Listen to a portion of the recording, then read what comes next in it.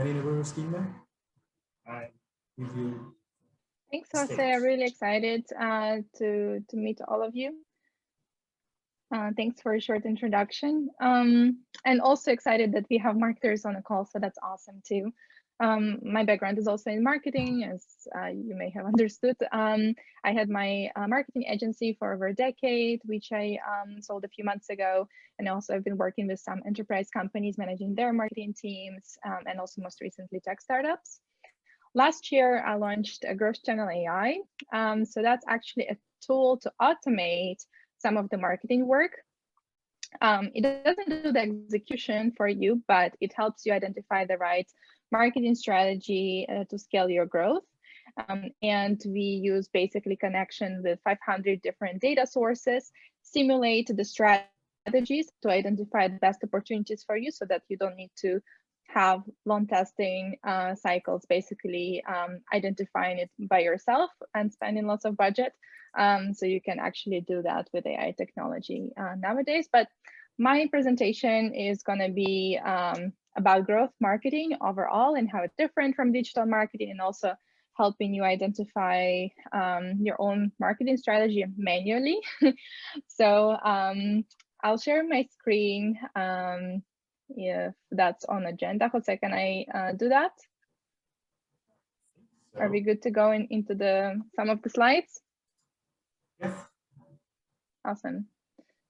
So it's really exciting to also hear about some of your businesses and what you guys are building. Sounds really exciting.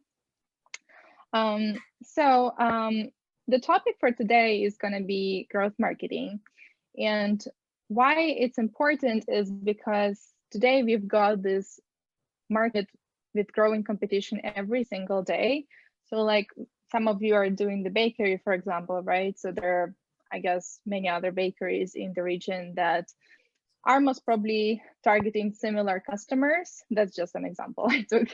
Or growing user expectations. Let's say I maybe went to, I don't know, someplace to figure out design for my dress, and there were many customization options, and maybe then I come to one of you guys, and then most probably my expectations are, okay, you should be most probably either the same options or better, because people are definitely have this growing user expectations because also of this growing competition in the market. And also we have lots of information nowadays all around us, so it's just giving us even more opportunities to think outside of the box sometimes and raise our expectation levels for different things that we might be considering. The concept of growth marketing combines different aspects. So it's actually a lot about data and testing and experimentation. While digital marketing also does a lot about the creative work, like advertising, for example. On the growth marketing side, you have mainly like experimentation, data, and testing. So a lot about this lean approach and lean project management, lean marketing. You also have a lot about things about technical marketing, so like tools and automation, which also, of course, digital marketing covers in a way, but with growth marketing is just getting it to the next level. But also then behavioral psychology, which overall covers the whole marketing spectrum. I mean, of course, it's important to understand consumer behavior, how they think, and identify opportunities going to capture their attention. Now, the easy way to look at the differences is that digital marketing usually covers everything until you get the conversion in place. So usually you would do some activities like PR or advertising or content, and then you would get the customer to sign up. Now, this is the area that digital marketing mostly covers. With growth marketing, you're actually looking at the whole cycle. So also looking beyond just getting the lead. It's also about their retention, delighting them during the process of them actually being a customer. How are you going to stimulate the referrals? How are you going to make sure that they actually repurchase and bring up their revenue on an ongoing basis for your business? So this is the growth marketing spectrum, basically covering the whole funnel rather than just top in the middle. So it's just very quick overview. At Growth Channel, we work with a 6-step process for marketing funnel. So we start from trigger. Trigger is when you, let's say, don't know yet if you have a problem or a need to address, and you're not actively looking for a solution. Let's say my husband's birthday is in June. I might want to consider a cake, but I'm not like looking for cakes right now. Awareness is, okay, I have a need or a problem, but I'm not yet actively looking for it. So let's say in the beginning of June, I might need to start thinking about looking for cakes, but I'm not looking yet. Consideration is when I'm actively looking at different alternatives or searching for a solution. Let's say I have, I don't know, 2 weeks to go until my husband's birthday, and I'm searching on Google, okay, let's say bakeries near me or something like that for birthday party.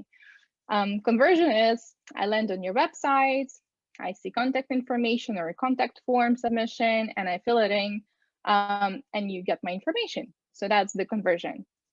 Delight is I've made a purchase, I might be happy about it. So what are you gonna do to make sure I come back next time? So you might send me like an email, like tell us how we did, or send us the picture of you know, from the birthday party or something like this. Advocate is let's say you put maybe like a small, I don't know, card on the cake with something special maybe there, something that will also trigger me maybe to take a picture of your cake, put it on my Instagram, and tell my friends, hey guys, this was an amazing cake that you know, one of you prepared for my husband's birthday party. It was amazing. It had this and this and this. And if you want to try it out, you can use, you know, my referral for, I don't know, let's say, I don't know, €5 off or something like this. So this would be advocate stage. So how are you going to make sure that users actually promote your service to all their network? So there are different channel opportunities and content opportunities for different stages of the journey. For Trigger, that could be like in the digital environment. This could be like podcasts, maybe partnerships, could be like different communities, word of mouth, maybe PR. Awareness could be things like content marketing. You can do videos, a lot of social media. Consideration is making sure that you feel comfortable with your choice. So this could be testimonials, referrals, maybe frequently asked questions. Maybe you are part of some local listings, SEO, review sites. Conversion, good ideas could be like lead magnets, remarketing, making sure you bring the traffic who actually landed on your website back if they haven't converted. Social sign up, if some of you are doing like websites and tools. Live chat opportunities to make sure that people can easily reach you. And delight stage is more like, okay, how are you going to build your kind of community? So maybe a group on Facebook with everyone who loves cakes in Switzerland, or could be anything like, okay, who are the fashionistas in the area who want to design their own dress or something like that. Could be online events, could be some challenge campaigns, an advocate step. So where you make it easier for people to refer their friends or have an actual ambassador program. So next up, I would actually love to tell you more about the experimentation framework and some of the best practices with a case study. But before we jump off to the examples, do you guys have questions about this kind of general background and theory approach to this? No, for me it's okay. I think I love the icons that you have, and it's very well strategized. Okay, great. Yeah, if you guys have questions, feel free to interrupt me. I think we have a very small group, so let's make it more into a conversation. Okay, I'll move on for now, and then we'll come back to you. So the next off I have here is a quote from Harvard Business Review about what they say regarding experimentation. So we definitely want to allocate our resources only to what has been proven to work before. So this way we'll actually increase our digital marketing ROI. eliminate the guesswork, and make sure we are in a positive trend in terms of driving more revenue and growth for our business. So this is really in the, let's say, core of growth marketing, because it's all about making sure you can track what you're trying to implement. So that's number one step, I would say. If you don't have tracking in place or ways to identify, okay, what are the actual sources of, let's say, the sale that is coming through, that's really important. Like, this is the number one step to identify, because if you don't have the tracking in place, then you wouldn't be able to identify, okay, what's actually working and what not. You might be doing a lot on social media, but then let's say if nobody of your customers is coming through social media, and social media is not even a part of your attribution journey, then either you're drawn, or maybe you should try another channel. Although it does sound like you guys should be, most of you should be doing something on social. It's just an example. So the growth marketing framework is a lot about testing different channels, testing different content opportunities, then optimizing based on the results that you see, taking the learnings and takeaways, and then repeating the whole process. So it's an ongoing journey. It's not like we do it, let's say in April, I'll do some growth marketing, and then in May, I won't do anything. So it's not exactly that. So it's definitely all about an ongoing process. I want to give you a short case study here from Cabex, who is actually a company, a startup in Germany. So with them, when they use the tool, they're trying to identify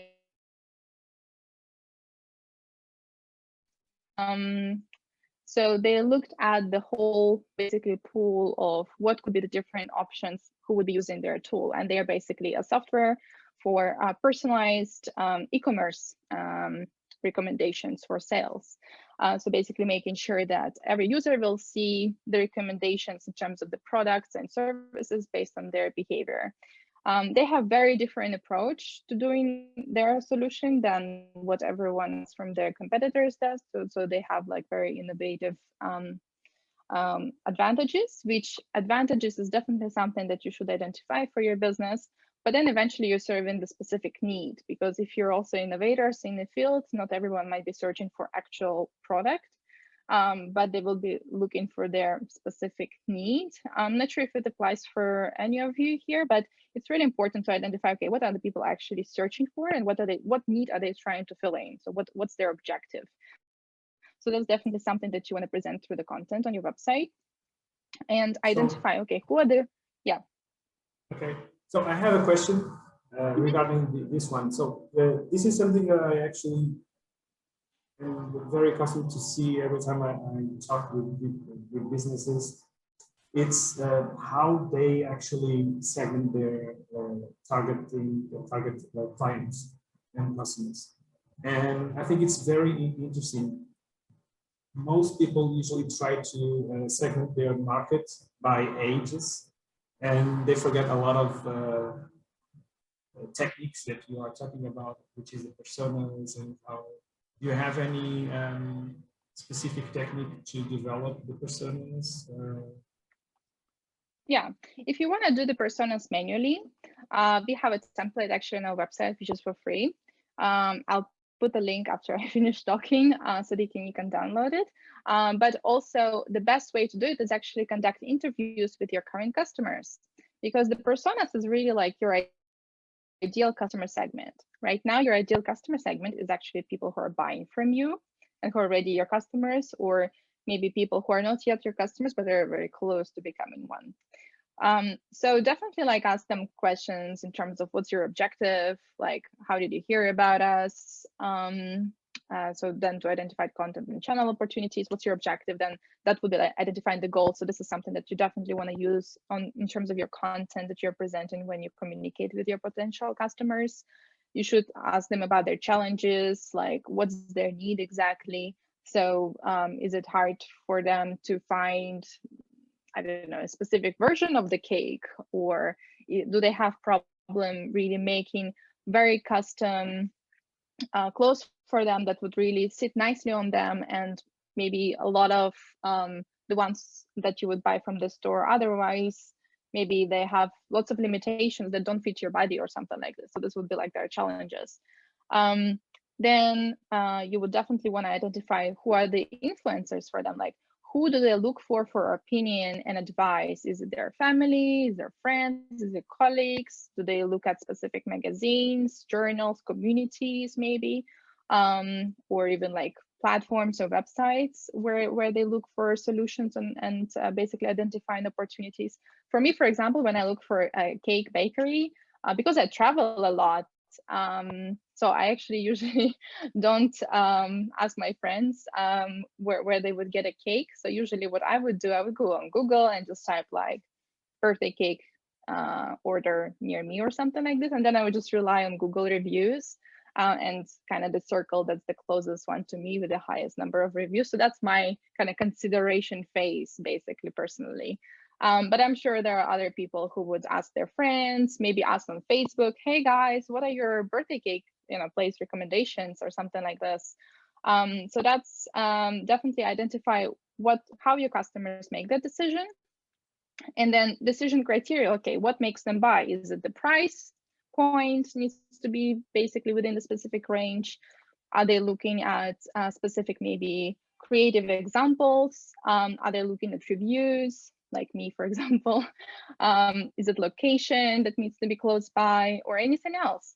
So that's going to be something that's going to be really helpful for you. And then also identify what they like and don't like. So do you like maybe if a cake has some kind of special creative elements on top of it in terms of decoration, or maybe I don't like, I don't know, anything else, basically. So those are the questions that you definitely want to ask your customers and potential customers to identify the personas. So personas are really like behavioral psychographic profiles of your ideal customers. So it's not necessarily age, location, and you work there and I don't know, you make so much money. It's really about their day-to-day life and how they make decisions, because that is exactly what's going to help you with your content strategy, with your channel strategy, and overall with your marketing. I hope that answered the question. Perfect. I think it is perfect. Okay. And yeah, actually we can go and I can actually open up one of the examples for you right now. So if you just give me a moment, I'll pull it up.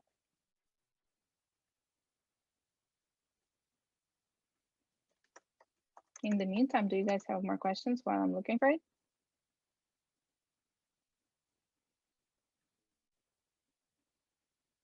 Anyone? No one? Everyone is satisfied? Any questions, any doubts? Okay. No. Okay, I got it. So I'm gonna share it up with you guys, and also a link. So I will basically walk you through this right now. Share. Okay, so if you see my screen, this is our buyer persona template that we developed. So it basically describes the process that I just told you. So you definitely want to look at the goals, pain points, influence, decision, criteria, KPIs, what they like and don't like. Within our dashboard, like it looks something like this. So the persona framework, so definitely having like a picture, the name is really helpful usually, and making sure you have like different tags, identifying what social networks they're on, what kind of technology they use or don't use. And if you want to do it yourself, again, interviews is most probably the best way, but we also have an empty template here that you can actually just print and fill in. So you would, let's say, put a picture, give a name to your persona, definitely capture some interesting quotes that the people will tell you. So for example, they might give you like a testimonial maybe during this interview. So when you tell them, hey, why do you like maybe my cakes, or why do you like ordering? And they can tell you that, hey, this is actually the best cake that I have ever tasted in my life. So something like this is definitely powerful. So you want to maybe even use that on your website or something like that. The rest of it will most probably be like scope for your marketing activities and marketing strategy. But you can also use some of that content that they'll share with you in the actual landing page or website that you have, because those are the things that people usually would be searching for, and therefore they're much more powerful than, let's say, something that you think is driving actual revenue. So definitely having that feedback from users is very helpful. So yeah, this is the template. I put a link in the Zoom chat, so feel free to kind of print it and use it for your own purposes. It also goes through the different steps that I just described. So I think that should be good here. I'll move back to the presentation if you guys don't have questions here. The next part is the competitors. So definitely identifying the right competitors for your business. So this is really important because what we see oftentimes with our own users is they're a startup and they're competing with some of the biggest companies in the market. So I'm not sure that's the right strategy, because the bigger guys in the market, they would have different budget, most probably very different goals, because their branding is already very set up. So what you need to do is make some kind of axis, right? X and Y, maybe, and that determine what are the important decision-making criteria for your customers to come to you. Maybe it's price, maybe it's location, maybe it's customization options, number of different flavors, or anything else. So you definitely want to pinpoint those at least two axes, I would say, and then try to plot various players in the market who you see as important competitors. And the ones who are closest to you, I would definitely look at them more closely than the ones who are further out. So that's how I would usually do this kind of competitive mapping approach. So that's something to definitely look at. But also it's good to study your competitors and see what they're actually doing online. So what their website looks like, what kind of messaging do they use, what kind of channels are they present on, what works for them in terms of actual customer acquisition. Are they running ads or not? What kind of ads? Do they use, what kind of call to actions they use, what kind of images, and so on. So definitely helps you to identify opportunities also for your own strategy. Sometimes your competitors will be doing something wrong, and you definitely also want to learn from that. So identify, okay, what are they doing wrong that I can do better? Same as you do in terms of the product. I'm sure you guys do that. You most probably were not satisfied with someone else's cakes. That's why you said, oh, I can actually make this perfect cakes for people in my neighborhood who will also appreciate this type of things. So things like that is something that's definitely you would also do for the marketing activity. So it's not too different from your kind of product overview. It's very similar to that when it comes to marketing too. The next phase here is to identify your channels. And here in this example, we're looking at 3 different steps of the customer journey. So this was awareness, consideration, and conversion for this specific case study.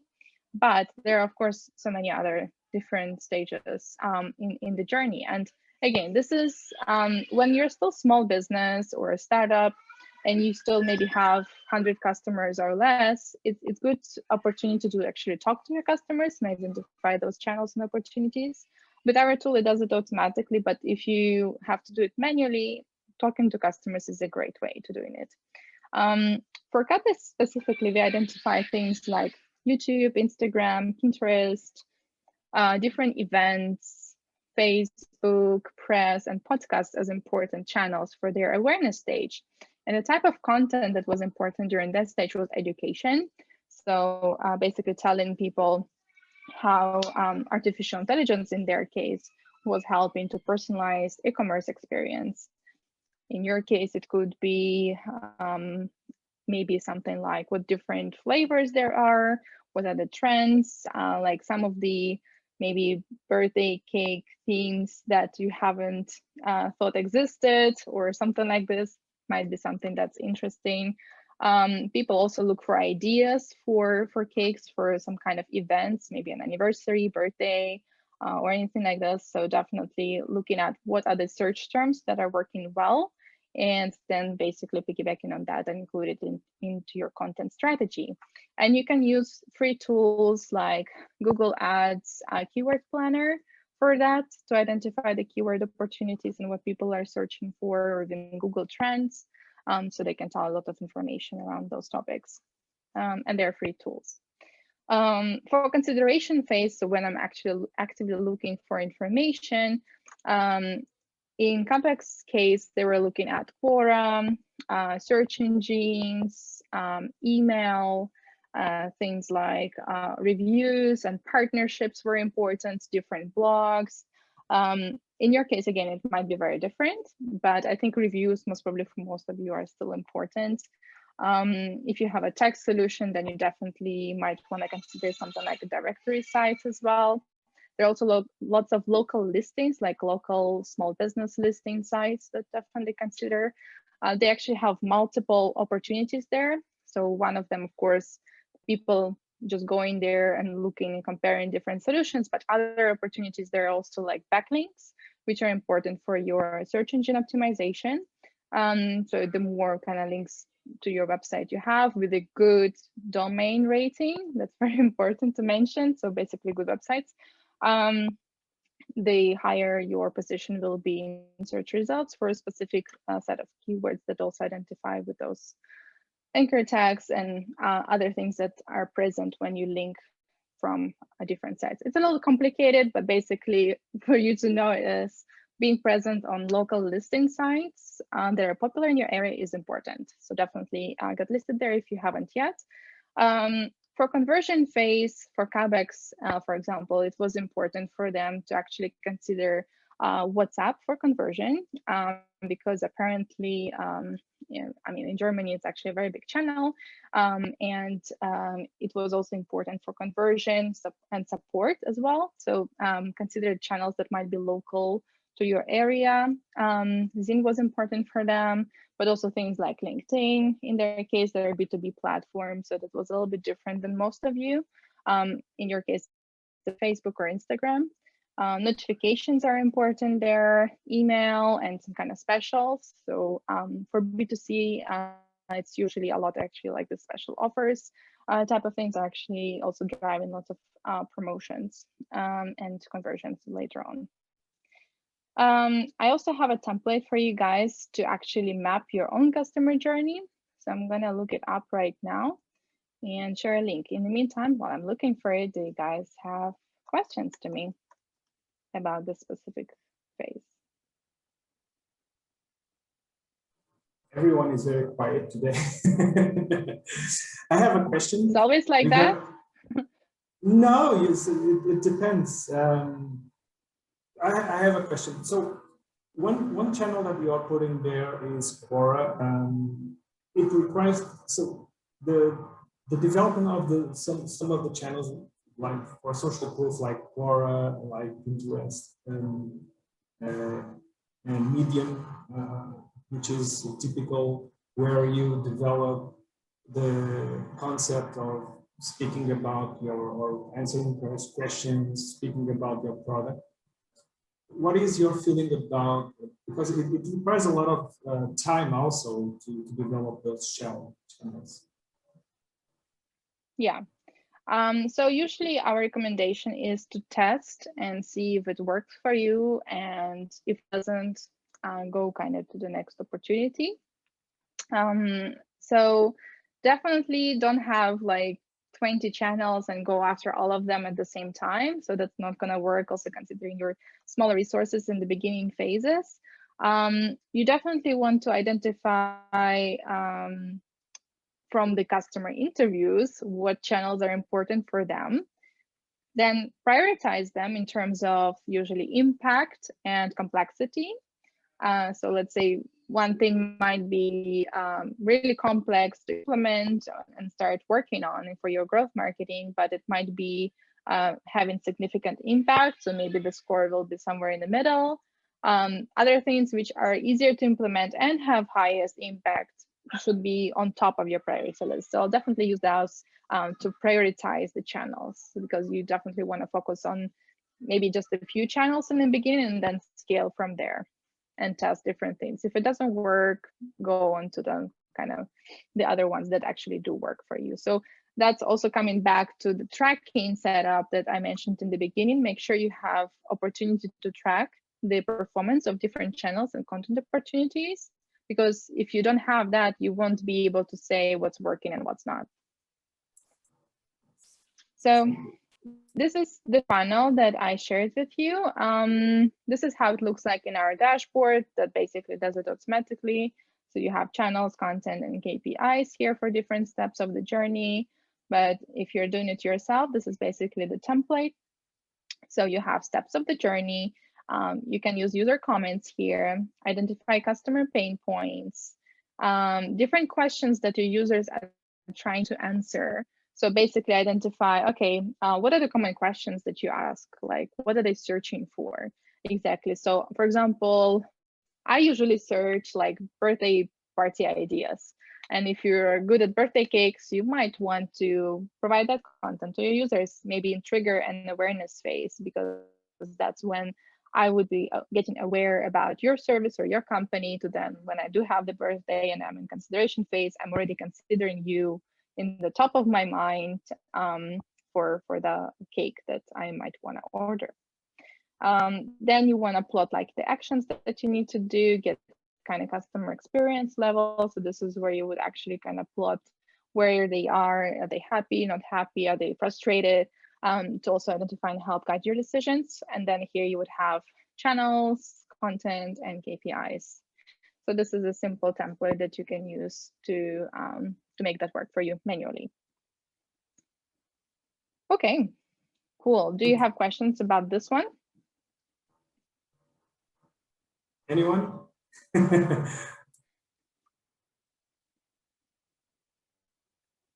Now, let's just continue.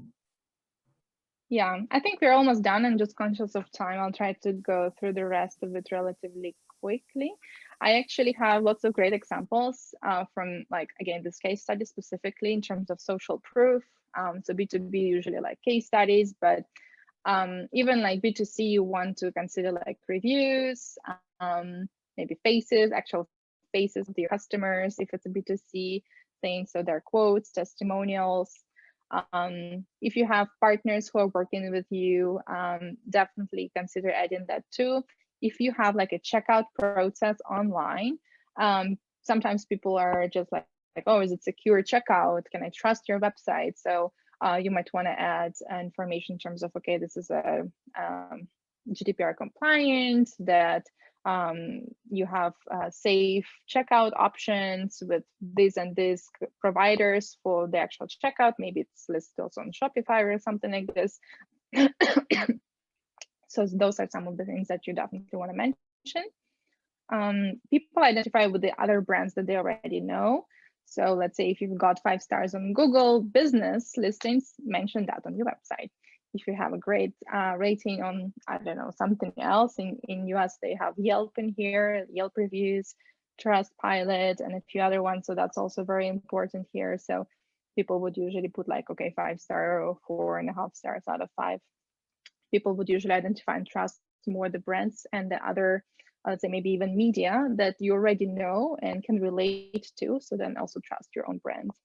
Lead magnets are usually very helpful to capture leads if they are not yet ready for the actual sale and purchase.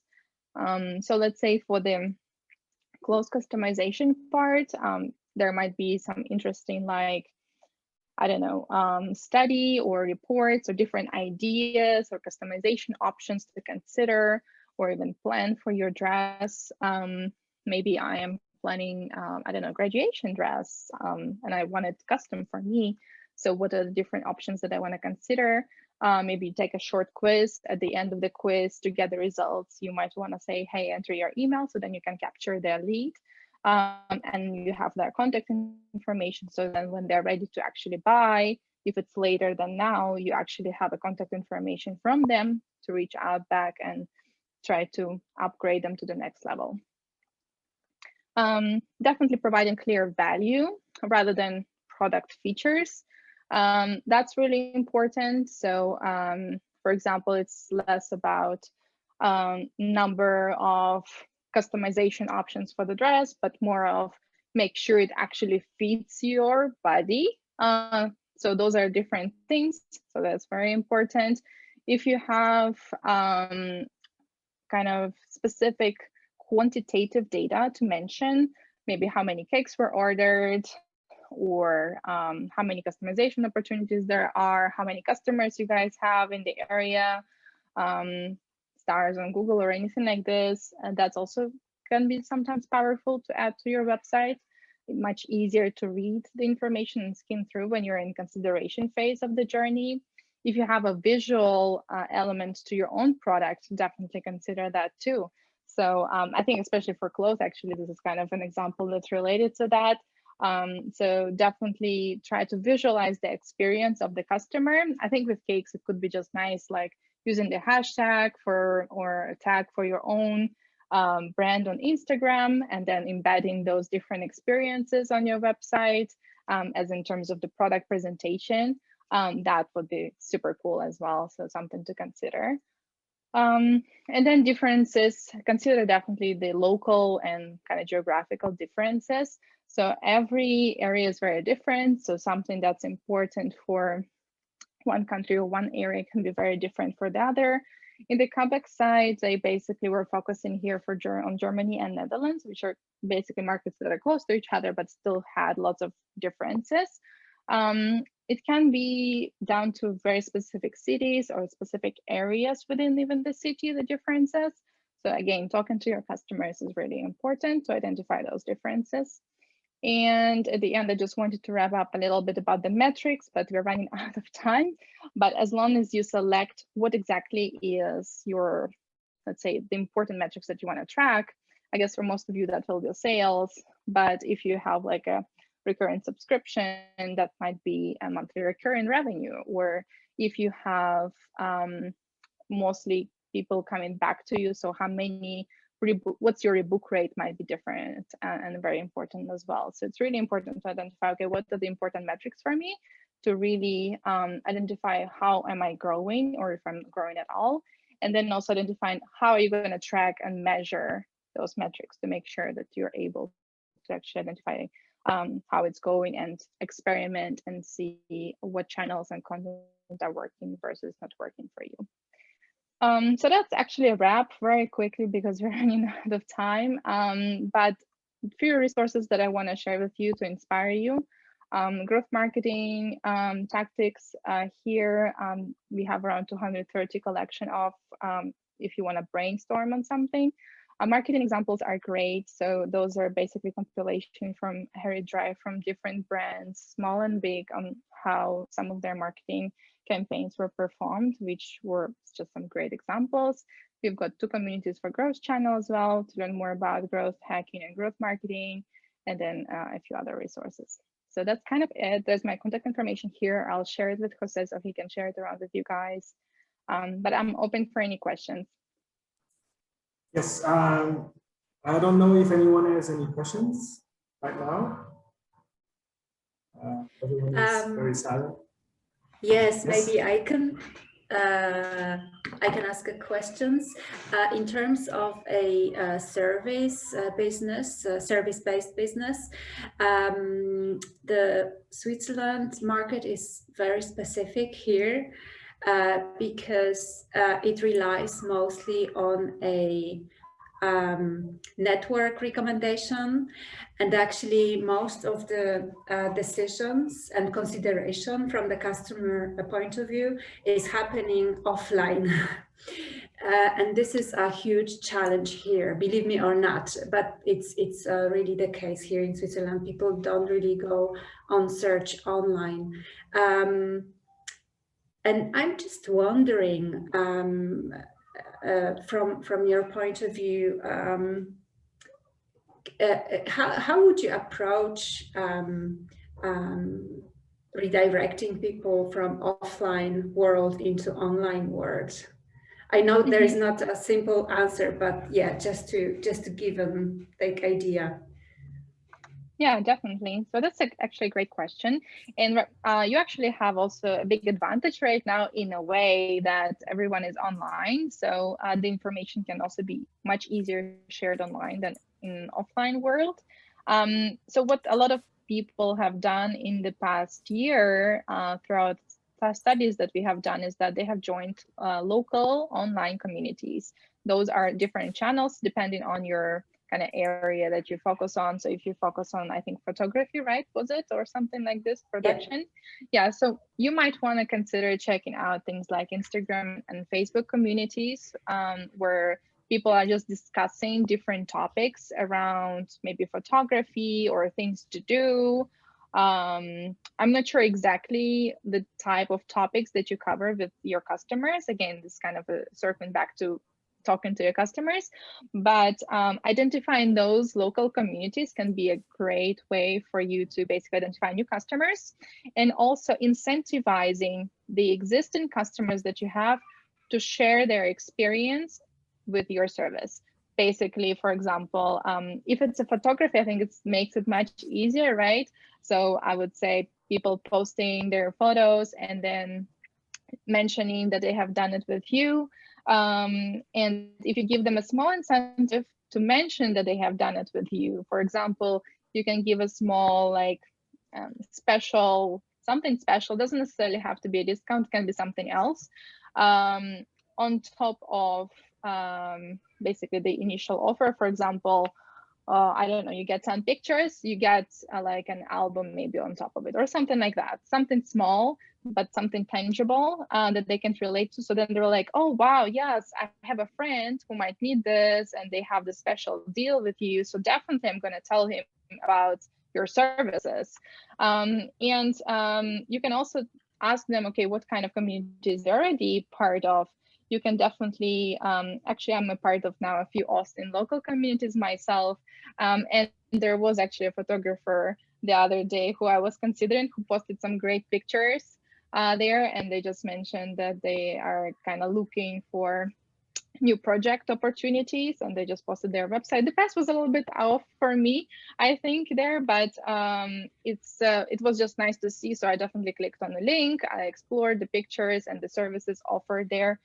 As long as you do not make it overly promotional and keep it kind of on a personal level, make sure you're part of the community, so it's not a sales driven conversation, but rather it's like more engaging conversation. Asking people questions is a great way, or posting something that people care about. So it could be some different sightseeing, or people at the different sightseeing that you did a photo shoot for, or something like this.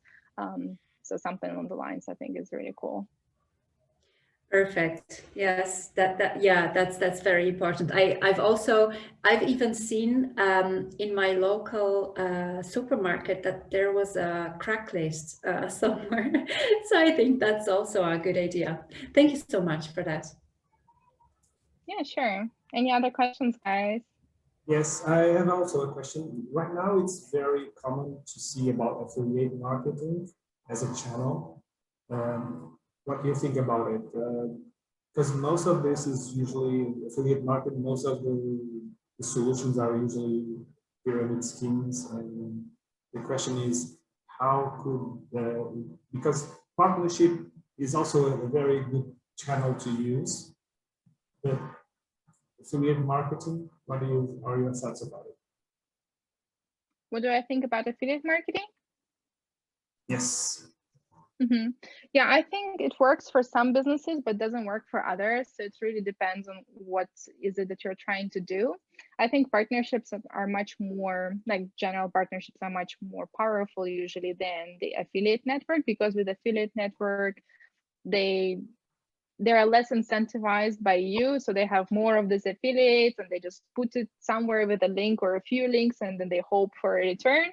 And it's more like monetization type of partnership level, rather than when you have more general partners, they have usually less of those partners in place, and it's more of a long-term collaboration, more value adding. So in my personal experience, I have seen much better results from those kind of more one-on-one partnerships than the affiliates, especially when it comes to startups or small businesses. But when you're a bigger business, then of course it gets harder to get more of those partners, and then you definitely want to scale and add like affiliate opportunities there on top of it. I think for some of you, it might really work well, but it also depends like how local are you. If it's your very local focus, then maybe affiliates is not the right way for you. It's more like partnership agreements with other local businesses who are targeting the same kind of demographic that you're targeting. So that's how you would identify those partners. I guess you all could be partners, in fact, because you're kind of in the same or similar local area. But in terms of affiliates, when you're very local focused, it's really tough. I don't know about the platform to customize your dresses. Is it like online only, or It's online. is it something? It's online. Okay, so if it's fully online, I think there could be like an affiliate opportunity there. Also, if you can deliver and ship internationally, because I think Switzerland may be a very small market for affiliate marketing specifically. In Europe, it's a very regulated environment, so there are actually also rules and compliance there. If you go like internationally, I think it gives you more exposure there. So you can actually grow nicely with affiliate network there for more kind of technical products and online and international kind of global scale. But when it comes to very like local small business, it's more about those main kind of partners who can be there for you. So it could be event organizers, I guess, or photographers or cakes, perhaps. I think that's something that's interesting.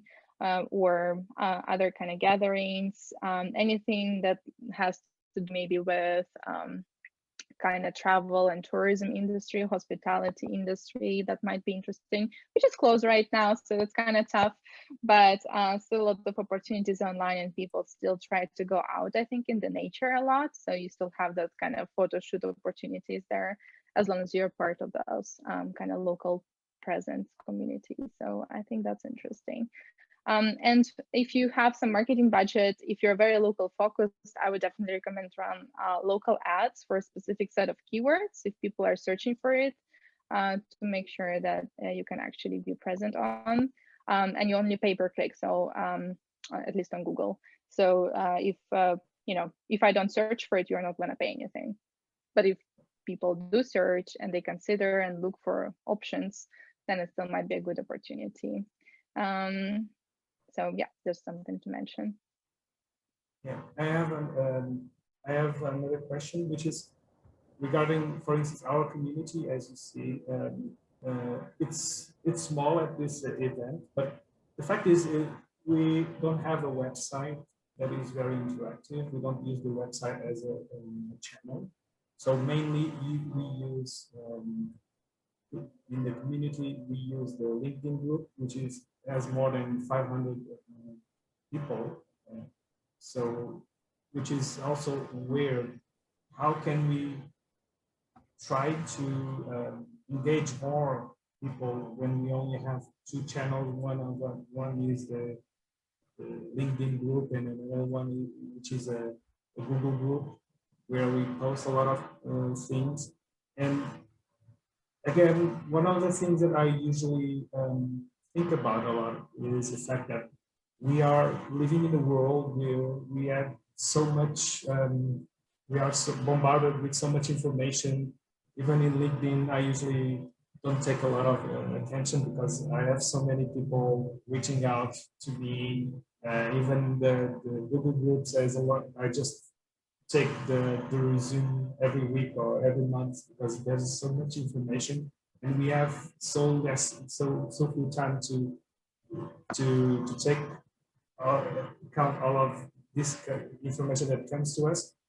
And what do you think is the best approach for us to go through all of this noise and to touch our correct customer? Yeah, I think I got your point. There was just a little bit of echo there, so it was not very easy to hear you. But I understood that you guys have two kind of channels right now for groups. And that's basically it. How often do you guys do events in general, like this type? So we have a lot of events. This kind of event for entrepreneurs, we do it every month.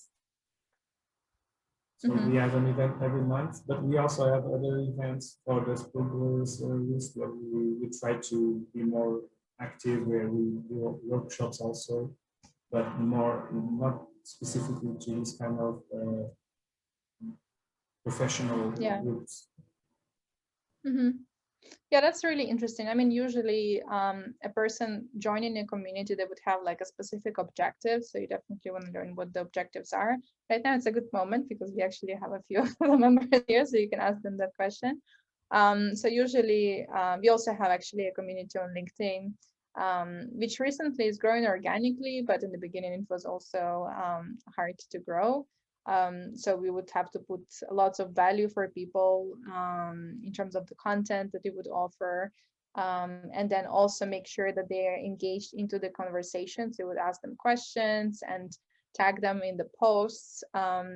So for example, when new people would join, we would tag them, say, thanks for joining, and please share, where you're from and what you're doing, what's your business, if you have any, like, what's your question to the community, type of thing. So that's what we were doing. That's something that was engaging the conversation. Sometimes we would ask some questions or bring up some topics for discussion, again, tagging people, because otherwise sometimes they don't notice it always in the newsfeed. So you kind of have to tag and poke them to make sure that they're actually engaged. So that's a thing on LinkedIn. And then events, of course, is a great way. But everyone has like an objective, and every community is different. So there's a hiking community for Austin. So people are looking for new hiking areas to explore there. In our growth hacking communities, people are looking for new ideas for growth marketing. I don't know what is the objective of the people joining your community. So I guess maybe it's a question to the rest of the group here, which I think we have a small group, so it would be a good opportunity to talk about it. So then as long as you meet that objective, then people might be actually more responsive and more engaged as well. And incentivize people to bring, like, if they know someone else who is not a part of the community but still meets the requirements. For example, like for you, it's a very specific group, right? People have to, like, their spouses and partners have to work at Google. So if they know someone else who meets the requirements but is not yet a part of the community, just incentivizing them to make sure that they invite friends and submit your form. So that might be also a good way. And do you think direct email is still a good channel to use? It was for different groups differently. So for us, when we talk with startups and SMBs, it's not working. So they don't like email, and they just kind of either unsubscribe or just don't respond. It works well for us for enterprise customers though. So we do lots of direct email for enterprise customers outreach. So that's working nicely for us. The thing is that nowadays we have so much spam coming through our way. And actually I think some of your emails also went to my spam, so I had to get it out of there. So yeah, I mean, it's there are also lots of automations in place in terms of, can spam compliance and everything else, that even without your notice, things might go and land into spam, and we are not actually checking our spam folders that often, at least not most of us.